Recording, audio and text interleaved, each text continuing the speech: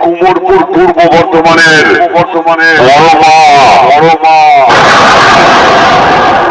জন্ম থেকেই আমার শিরায় শিরায় রক্ত।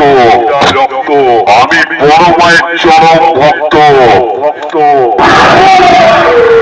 এই কুমোরপুর পূর্ব বর্ধমানের বড় মা সাউন্ডের মালিকের পক্ষ থেকে জানাই এই এলাকার সকল গ্রামবাসীকে অনেক অনেক আন্তরিক শুভেচ্ছা ও ভালোবাসা।